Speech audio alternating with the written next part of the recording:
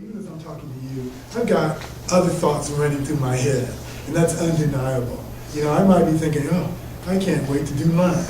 Or I might be thinking, what a fantastic class, I'd love to see some of their writing. Or I might also be thinking, you know, that green shirt is something that reminds me of something I want to do with my character later. You know, or, I mean, there are so many things that we think about. And I wanted writing that reflected that.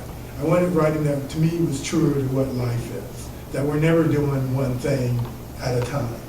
You know, that life is full of these multiplicity of actions and of things. And so when my characters speak, that it's okay for them to say one thing and also be thinking the other. And I try to use slash marks sometimes to indicate that that's what's going on. Sometimes that's from the author, sometimes that's from the character, but either way it goes, I wanted to consider the fact that there's always these other texts and contexts that exist around what you're even reading that's important to consider. And not for the reader to just get comfortable in saying there's going to be some singular, one-way, monolithic meaning that I'm supposed to be getting out of this.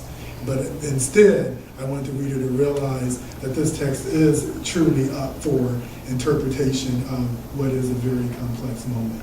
And as we're always trying to articulate things, I think many of those moments are complex moments. I was the person that I think always had much more going on in my head than people gave me credit for.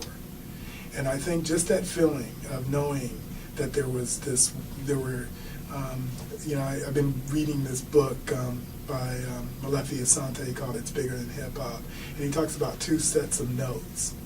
And and his talking about two sets of notes is that, he kind of says it's always important to realize there are two sets of notes. There's the thing that you're kind of taking for the other person and the thing that you actually are that you're doing for yourself. And I kind of realized too, I think, growing up for me, there are always, there was this perception that people had of me, and then there was me.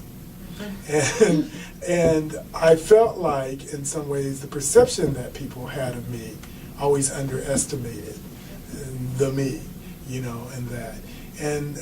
But it wasn't, eventually I learned it wasn't anything to get angry about or mad about or bitter about, but it pointed to, I think in some ways, for me, the importance of trying to address, at least when I sit down and do something, complexity.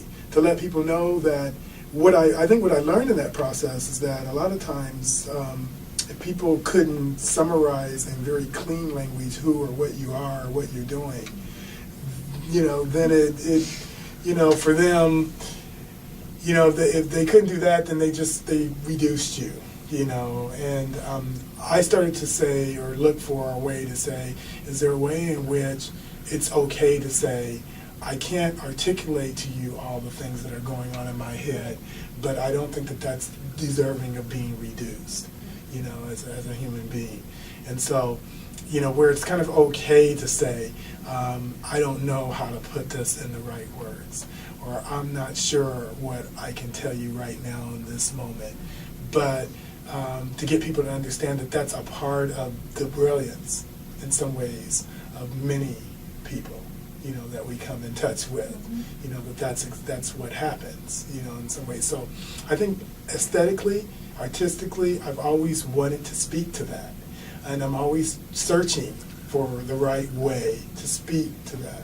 And even that's such a complex issue, I don't know, I'm sure there's no right way to speak to it, but I'm always swimming around for how can I convey that to my audience, that there are these moments where we're always thinking two or three things at once, those sort of things. So therefore, in my fiction or in my prose, I use a slash sometimes, and I use two related words, because I'm trying to say to my audience, my character's actually got both of these things in his or her head, and why does it have to be that I have to only choose one, in that way.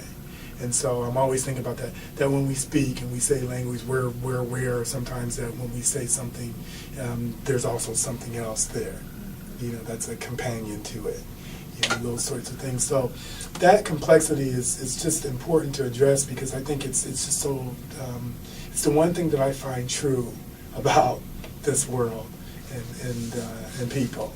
And if we were really talking about fiction or prose or anything that's trying to be realistic, to me, it should consider that. And so for me, there's always this urgency that I write with, where I feel as if I'm writing as if my very livelihood, as I like to say, depends upon it. You know, it's a matter of life or death for me. It is that do or die in the hip-hop aesthetic. That's what writing is for me. And in one sense, if I'm not writing, I'm actually pretty grouchy and miserable when I'm not writing. You know, in another sense, I realize that I'm pretty grouchy and miserable because I do feel like writing is the teaching tool. You know, it is the opportunity to get people to listen that otherwise would not listen to you. You know, Bell Hooks is a quote, it's not important who will speak, but who will listen.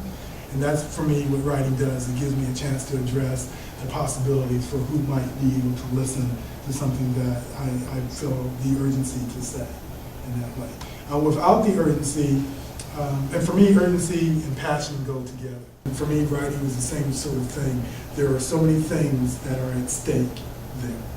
You know, it's not just because I want someone to say, oh, what a beautiful, pretty writer. You know, it's because I want people to understand that I am addressing issues, oftentimes issues that I think aren't being addressed enough in that way. And so there is that kind of passion